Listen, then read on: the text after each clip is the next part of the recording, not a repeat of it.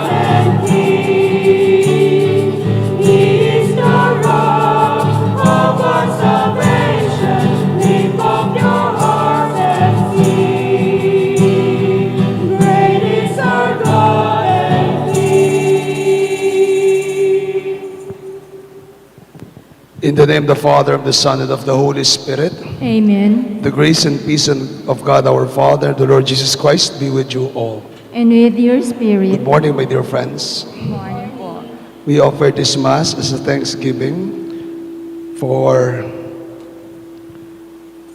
Tess and Hobert Orbeta and family, Inigo and Ira Marela Sagum, for the Thanksgiving of Bonifacio and Tita Gonzales, for the birthday Thanksgiving of Edward Hidalgo, for the special intentions of Prime Group, Mayor June and Jen Tetanco, Karen Miranda Chan, Daen Tam Beltran, Kike Naira Bautista, Marites Dela Cruz, Orlando Dela Cruz, Christian Carmela, Katrina Balido, Maricor Macaruba, Dr. William Lim, Dr. Angelito Medina, Dr. Guillermo Baroa, Dr. Alvin Balatbat. Special intentions to Sir Daisy Diaz, Kabigting Sister, Cypress, California, Chris Jerome Pelayo, Jao Bondok, Telma Macapagal, Cha De La Cruz, Rain Bailon. Special intentions to Mayor Rene Maglangken and team, Governor Dennis and Mrs. Yoli Pineda, Vice Governor Lilian, Mr. Adolfo Pineda, BM Ton and Bel Torres. Special intentions of Maricor Pelayo Medina. We pray for healing for Felizardo Reyes Sr., Catalina Reyes, Nenita Romano, Rosalinda Moyargas.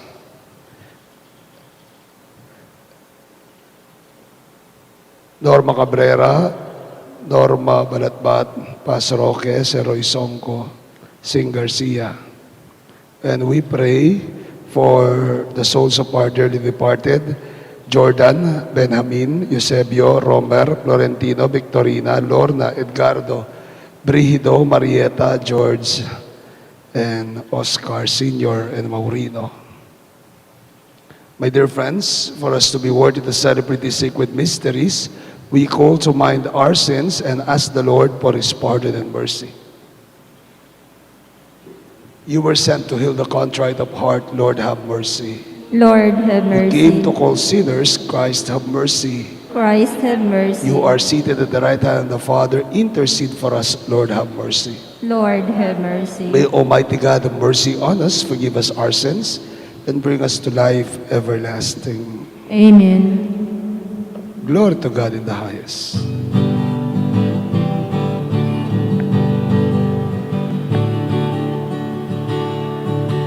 Lati sa Diyos sa kaitasan, at sa luma'y lumayaman sa mga taong may mabuting kalooban. Pinupuri ka namin, dinarangal ka namin, sinasamba ka namin, niluluwalhati ka namin. Pinasasalamatan ka namin dahil sa dakila mong kalwalhatian. Panginoong Diyos, Hari ng langit, Diyos amang makapangyarihan sa lahat.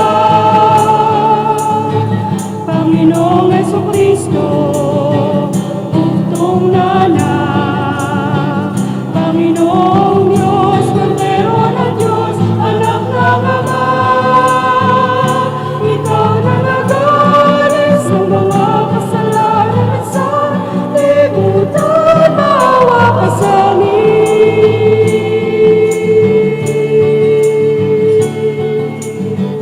Tanggapin mo ang aming kahilingan, ikaw na naluluklok sa kanan ng Ama.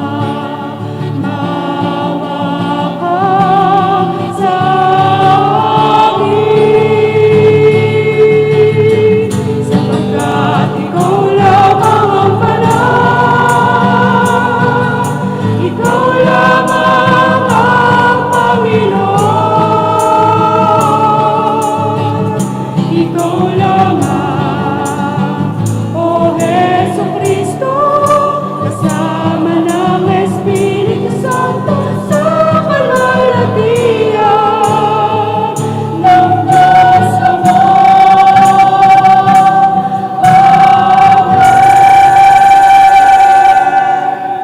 Let us pray.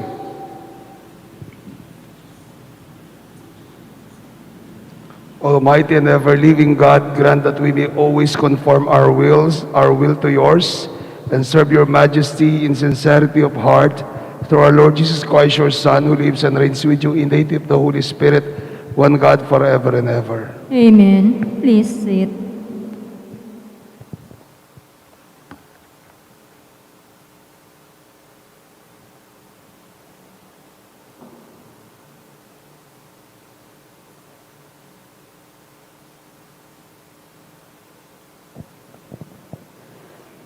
A reading from the book of the prophet Isaiah. The Lord was pleased to crush him in infirmity. If he give his life as an offering for sin, he shall see his descendants in a long life. And the will of the Lord shall be accomplished through him. Because of his affliction, he shall see the light in fullness of days. Through his sufferings, my servant shall justify many, and their guilt he shall bear. The word of the Lord. Thanks be to God. Lord, let your mercy be on us as we place our trust in you. Lord, let your mercy be on us as we place our trust in you. Upright is the word of the Lord, and all his works are trustworthy. He loves justice and right. Of the kindness of the Lord, the earth is full. Lord, let your mercy be on us as we place our trust in you. See, the eyes of the Lord are upon those who fear him, upon those who hope for his kindness, to deliver them from death and preserve them in spite of famine. Lord, let your mercy be on us as we place our trust in you. Our soul waits for the Lord, who is our help and our shield. May your kindness, O Lord, be upon us who have put our hope in you. Lord, let your mercy be on us as we place our trust in you.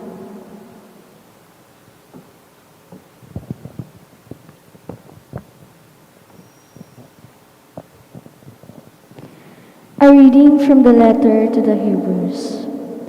Brothers and sisters, since we have a great high priest who has passed through the heavens, Jesus, the Son of God, let us hold fast to our confession. For we do not have a high priest who is unable to sympathize with our weaknesses, but one who has similarly been tested in every way, yet without sin. So let us confidently approach the throne of grace to receive mercy and to find grace for timely help. The word of the Lord. Thanks be to God. Please stand to honor the gospel.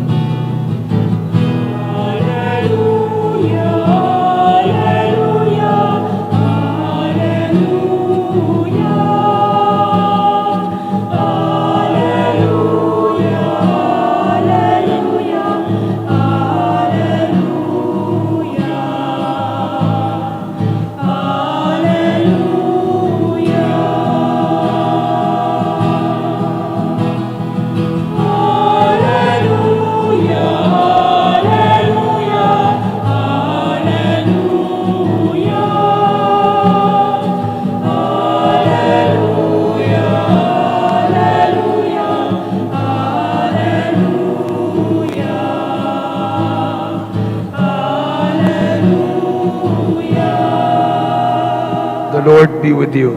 And with your A reading spirit, from the Holy Gospel according to Mark. glory to you, O Lord.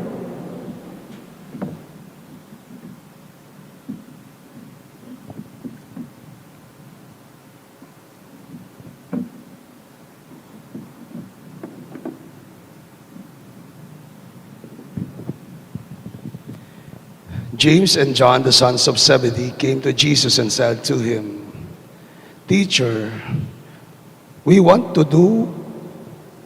you to do for us whatever we ask of you.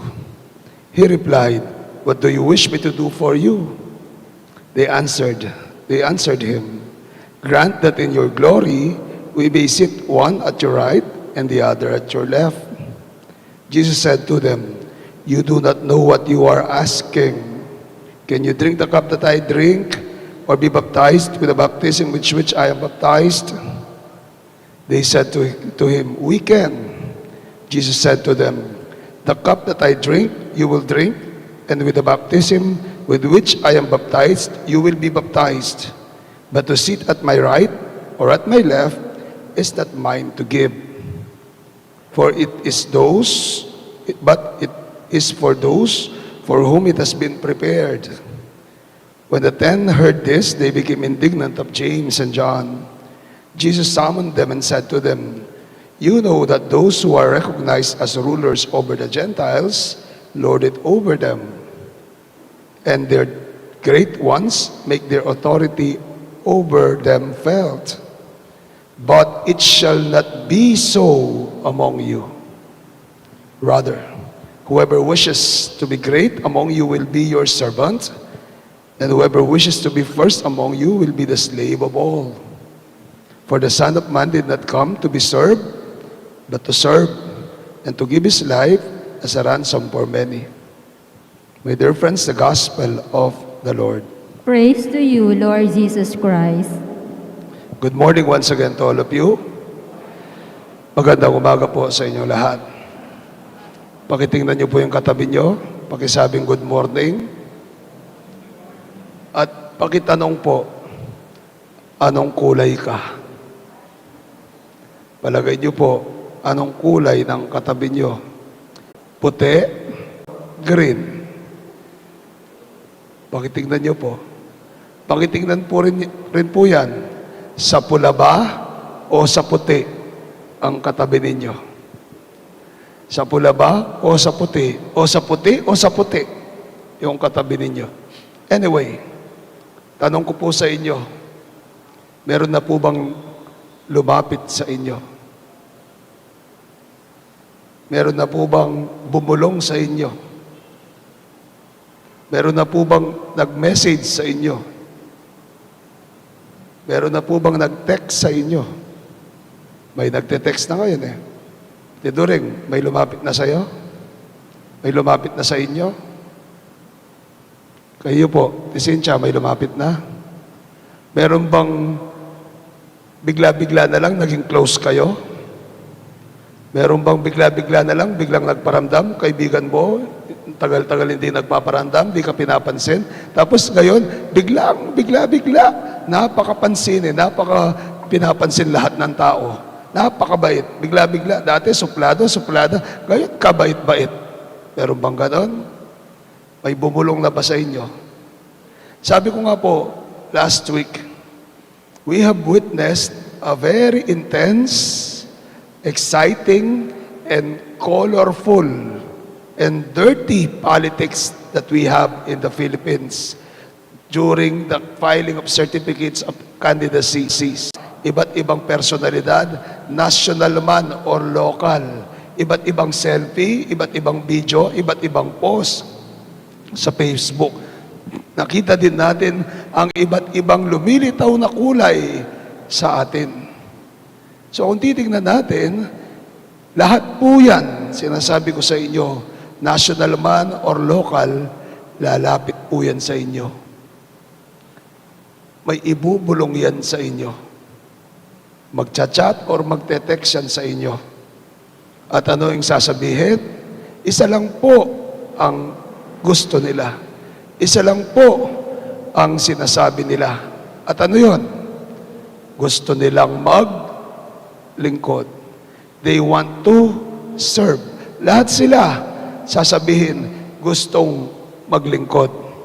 Pero sa likod ng kagustuhan na maglingkod, at the back of that idea of service, aminin po natin at hindi, sa likod nun ay ang isa pang kagustuhan. Ano pong kagustuhan yon?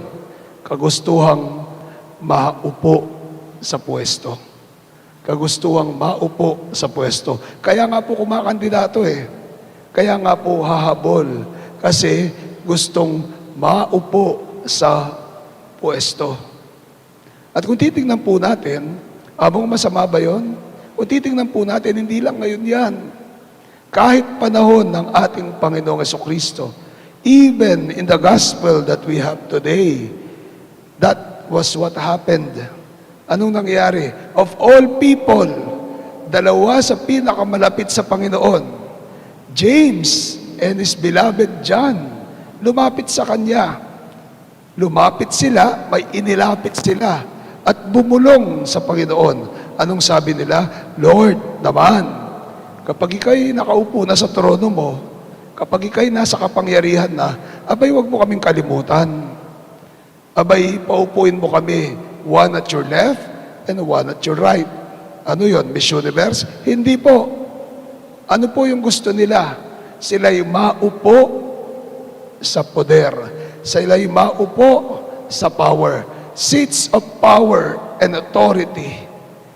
It was a seats of power and authority that they were asking for. Lord, kapag ikaw ay nandyan na sa iyong kaharian, kapag ikaw ay makapangyarihan na, abay, paupuin mo naman kami sa iyong kanan at sa iyong kaliwa. Anong klaseng upuan yun? Monoblock? Hindi po. Anong klaseng upuan yun? Seats of power. Seats of authority. Upuan ng kapangyarihan.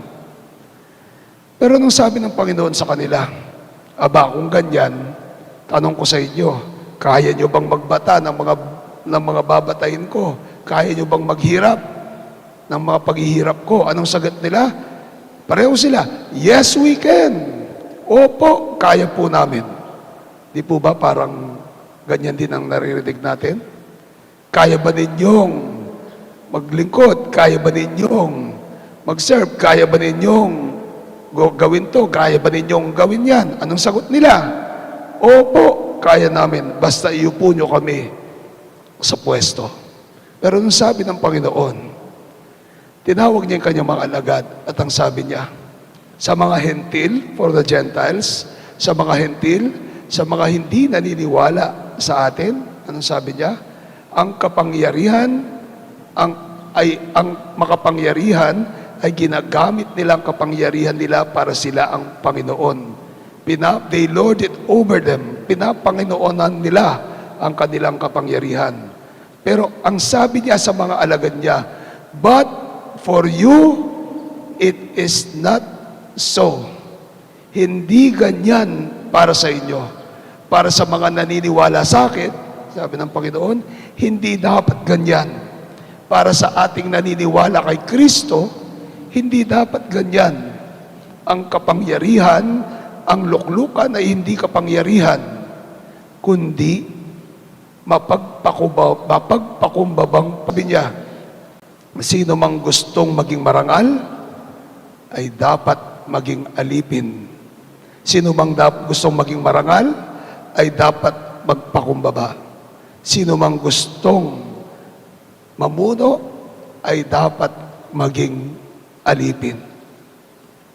That should be the case sa ating mga naniniwala kay Kristo. That should be the case sa mga naniniwala sa ating Panginoong Jesucristo. Na ang kapangyarihan o ang poder ay hindi kapangyarihan, kundi paglilingkod. Na ang pamumuno ay pagpapakumbaba. Amen. Mga kapatid, we have seen the reality, the dirty reality of politics, especially in our country. Maybe in any other countries around the world. In many other countries around the world, we can see the dirt of the politics. Pero anong tinatawagan? Anong tawag sa atin? Anong pantawag sa atin? What is the challenge for us? That in the midst of this dirty politics, in the midst of this world of power, is we put Christ. We put Christ through humble service. Through humble service. Through humility. Through genuine service to people. I won't deny it. Hindi ko po ikakaila. May mga kaibigan po ako sa politika. May mga kaibigan po ako sa politika. Hindi ko po sinasabing sila'y tantong banal o matuwid. Ngunit, anong ginagawa mo? I've been telling them and guiding them and inspiring them to do good even in the dirty world of politics. To be Christians even in the dirty world of politics. Nagawin nila ang kanilang responsibilidad at sinumpaang obligasyon sa tao ng may kalinisan ng loob, na may kadalisayan ng loob, at may maganda at malinis na intensyon. Sabi ko nga po nung minsan, never use God. Allow God to use you. Never use God sa pamumulitika. Huwag niyong gamitin ang Diyos sa pamumulitika. It is very convenient for people, lalo na po kayong eleksyon, na gamitin ang Diyos sa kanilang pamumulitika. But no, God should not be used. But sabi ko nga po, you should be used by God. Hayaan yung gamitin kayo ng Diyos. Paano? Sa pamamagitan ng isang mahusay na pangungobyerno. Sa pamamagitan ng malinis na intensyon sa paglilingkod niyo sa tao. Paano? Sa pamamagitan ng tunay na paggawa ng mabuti at pag-iisip sa kapakanan ng bayan at hindi ng inyong sarili. Allow God to use you. Hindi lang para mamigay, hindi lang para kung ano yung gawin mong charity. No. Allow God to use you. Gamitin ka ng Diyos para sa isang mabuti at mahusay na pamamalakad, para sa isang malinis na intensyon sa inyong pamumulitika. My dear friends, we are all being called.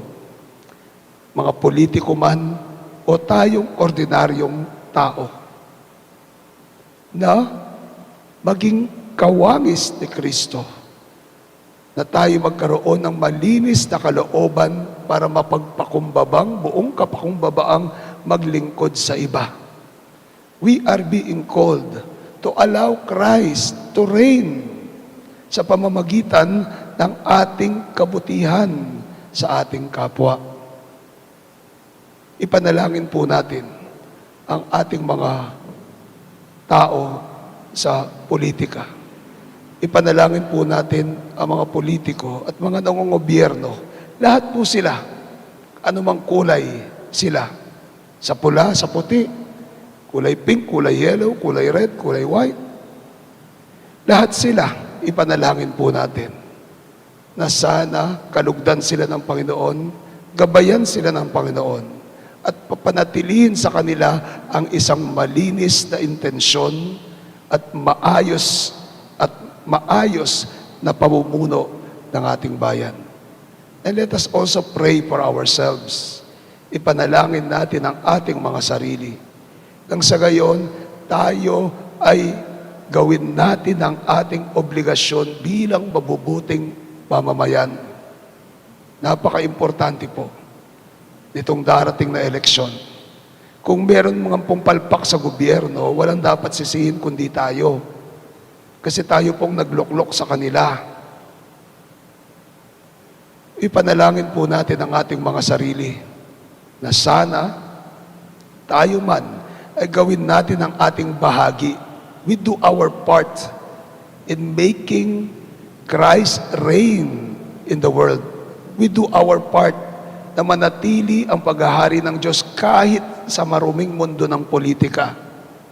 Na tayo man ay gumawa ng paraan para makakita ng kabutihan ng ating kapwa-tao. Reklamo na po tayo ng reklamo kung minsan, pero wala naman tayong ginagawa para makatulong sa bayan o makatulong sa ating kapwa-tao. Naway tayo mismo ay gumawa ng paraan para makaranas ng kabutihan ang ating kapwa-tao. At kapag nakaranas ng kabutihan ang bawat isa sa atin, mararamdaman natin, makikita natin, mararanasan natin, hindi lang ang panunungkulan ng tao, hindi lang ang panunungkulan ng mga politiko, kundi mararanasan natin ang paghahari ng Diyos sa atin. That it is Christ who truly reigns, that it is God, ang Diyos, ang naghahari sa atin. Kung nandyan tayo na handang gumawa ng kabutihan sa ating kapwa-tao, nasa politika man tayo o wala, may eleksyon man o wala, tayo ay magkaroon ng mapakumbabang paglilingkod, taos-pusong paglilingkod sa ating kapwa-tao. Amen? Amen? Amen. Dela Cruz po, May 2022, Governor. I believe in God, the Father Almighty, Creator of heaven and earth, and in Jesus Christ, His only Son, our Lord, who was conceived by the power of the Holy Spirit, born of the Virgin Mary, suffered under Pontius Pilate, was crucified, died, and was buried. He descended into hell. The third day He rose again from the dead. He ascended into heaven, and seated at the right hand of God, the Father Almighty. He will come again to judge the living and the dead. I believe in the Holy Spirit, in the Holy Catholic Church, the communion of saints, the forgiveness of sins, the resurrection of the body and life, everlasting. Amen. Loving Father, listen to our prayers. Loving Father, listen to our prayers.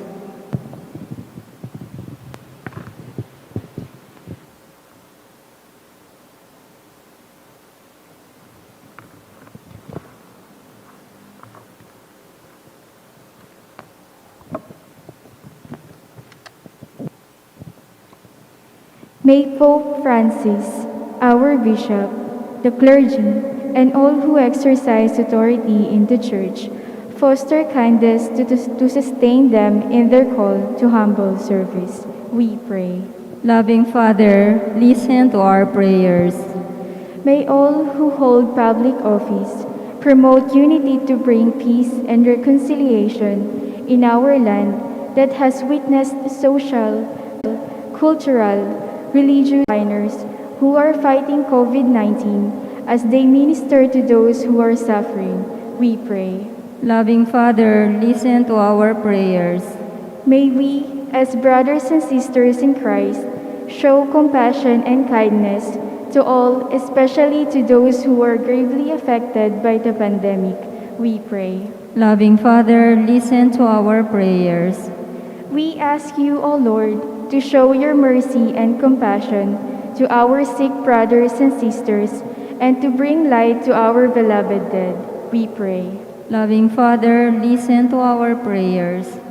Let us pray for the urgent concerns of our community and our personal intentions. The silence of our hearts, we pray for our own personal intentions. Lord, these are our prayers. These are the intentions of our hearts. We pray that through this, we may be able to serve you with all humility and kindness through Christ our Lord. Amen. Please sit.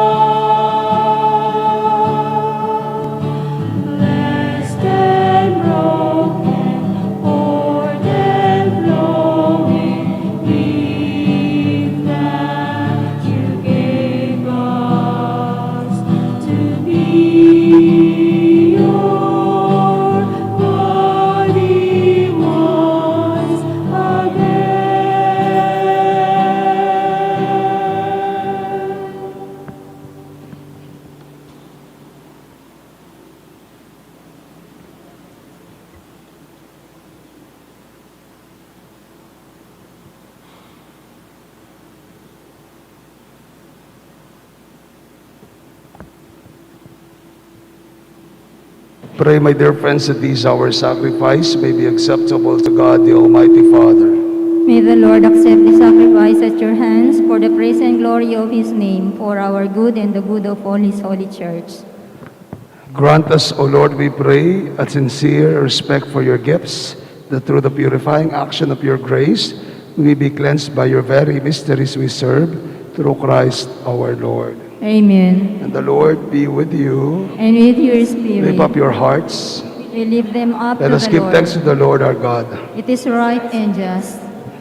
It is true, right, and just our duty and our salvation, always and everywhere to give you thanks, Lord, Holy Father, Almighty and eternal God, through Christ our Lord.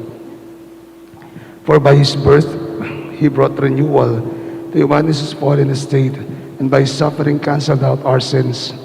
By his rising from the dead, he has opened the way to eternal life. And by ascending to you, O Father, he has unlocked the gates of heaven.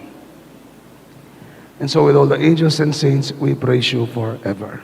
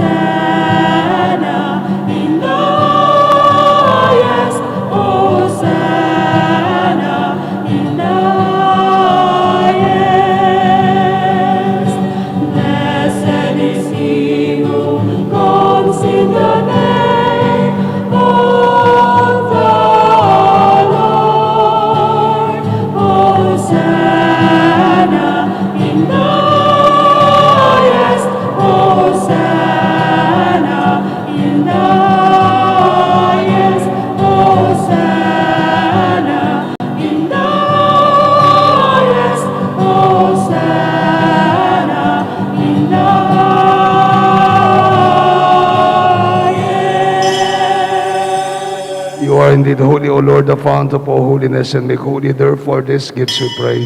But send it out your Spirit upon them like the dewfall, that they may become for us the body and blood of our Lord Jesus Christ.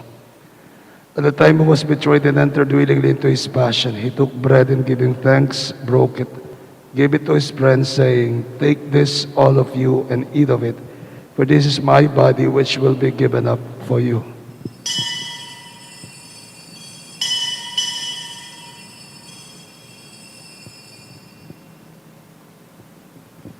In a similar way, when supper was ended, he took the chalice, and once more giving thanks, gave the chalice to his friends, saying, "Take this, all of you, and drink from it, for this is the chalice of my blood, the blood of the new and eternal covenant, will be poured out for you and for the many for the forgiveness of sins. Do this in remembrance of me."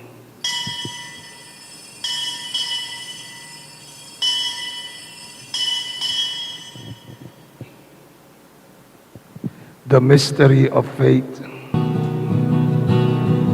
We proclaim your death, O Lord, and profess your resurrection until you come again. Therefore, as you celebrate the memorial of his death and resurrection, we offer you, Lord, the bread of life and the chalice of salvation, giving thanks that you have held us worthy to stand in your presence and minister to you. Humbly we pray that partaking of the body and blood of Christ, we be gathered into one by the Holy Spirit. Remember, Lord, your church spread throughout the world and bring her to the fullness of charity. Together with Francis, our Pope, Laurentino, our Archbishop, Pacianus Emeritus, and all the bishops with the clergy and your children whom you have gathered here before your altar. Remember also our brothers and sisters who have fallen asleep in the hope of the resurrection, and all have died in your mercy. Welcome them into the light of your face. And have mercy on us all, we pray, that with the Blessed Virgin Mary, Mother of God and our Mother, with Saint Joseph, our most chaste spouse, with the blessed apostles and all the saints who have pleased you throughout the ages, we merit to be co-heirs to eternal life, and may praise and glorify you through your Son, our Lord Jesus Christ. Through him, with him, in him, O God, Almighty Father, in the unity of the Holy Spirit, all glory and honor is yours forever and ever. Amen. Now as one family, we pray to the Father with the words Jesus taught us. Our Father, who art in heaven, hallowed be thy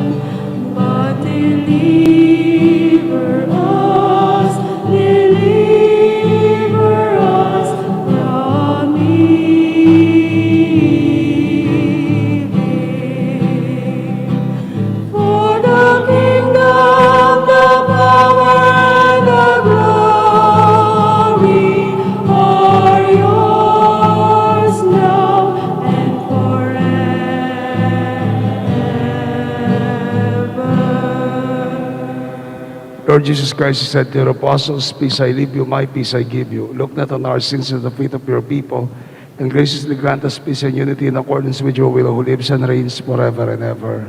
Amen. The peace of the Lord be with you always. And with your We spirit. share the peace of Christ with one another. Peace be with you. Peace be with you. Peace be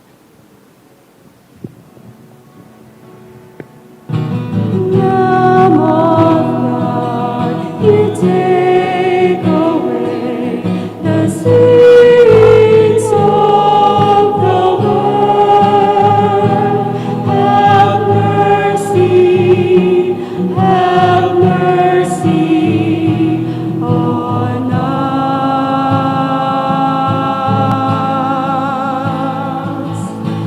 Lamb of God, you take away the sins of the world.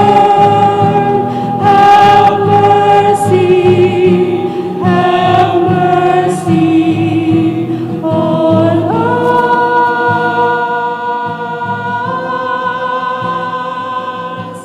Lamb of God, you take away the sins of the world. Grant us peace. Grant us peace. Please kneel.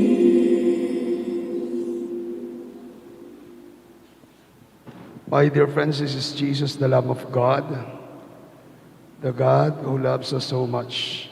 Happy are we invited to join him in this holy meal. Lord, I am not worthy that you should enter under my roof, but only say the word, and my soul shall be healed. Spiritual communion. My Jesus, I believe that you are present in the most holy sacrament. I love you above all things, and I desire to receive you into my soul. Since I cannot at this moment receive you sacramentally, come at least spiritually into my heart. I embrace you as if you were already there, and I unite myself wholly to you. Never permit me to be separated from you. Amen. The body of Christ. Amen.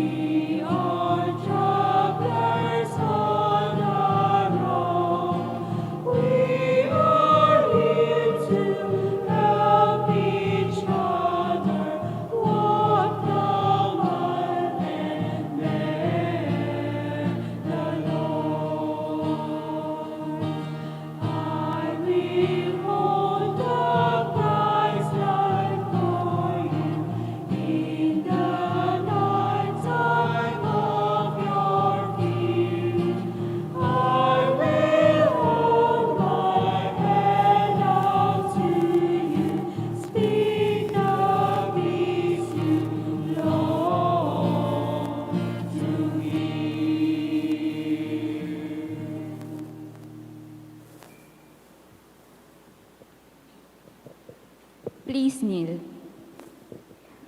Oratio Imperata for protection against the COVID-19 virus. Merciful and compassionate Father, we come to you in our need to seek your protection against the COVID-19 virus that has disturbed and even claimed lives. We ask you now to look upon us with love and by your healing hand, dispel the fear of sickness and death, restore our hope, and strengthen our faith. We pray that you guide the people tasked to find cures for this disease and to stem its transmission. We thank you for the vaccines developed, made possible by your guiding hands. Bless our efforts to use these vaccines to end the pandemic in our country. We pray for our health workers that they may minister to the sick with competence and compassion.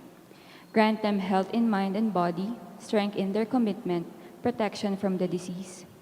We pray for those afflicted. May they be restored to health. Protect those who care for them. Grant eternal rest to those who have died. Give us the grace in these trying times to work for the good of all and to help those in need. May our concern and compassion for each other see us through this crisis and lead us conversion and holiness. Grant all this through our Lord Jesus Christ, your Son, who lives and reigns with you in the unity of Holy Spirit, God forever and ever. Amen. We fly to your protection, O Holy Mother of God. Do not despise our petition in our necessities, but deliver us always from all dangers. O glorious and blessed Virgin. Amen. Saint Joseph, Pray for us. Saint Raphael the Archangel, Pray for us. Saint Roque, Pray for us. Saint Lorenzo Ruiz, Pray for us. Saint Peter Calungsod, Pray for us. Saint John Paul II, Pray for us. Saint Teresa of Calcutta, Pray for us. Saint Pio of Petralcina, Pray for us. Saint Serapion, Pray for us. Saint Peter Nolasco, Pray for us. our Mother and Patroness, Nuestra Señora de la Merced. Pray for us. Please be seated for a while. Panawagan po, Marvin Dela Cruz, Paligi, Candaba, Aisaan Morillo, Paligi. Date of marriage, December 8, 2021, was Señora de la Merced. Ferrer Gonzalez Jr., San Leonardo de Abaisia, Fay Ann Marie Kitalig, Camorin, Caloocan. December 11, Nuestra Señora de la Merced Parish.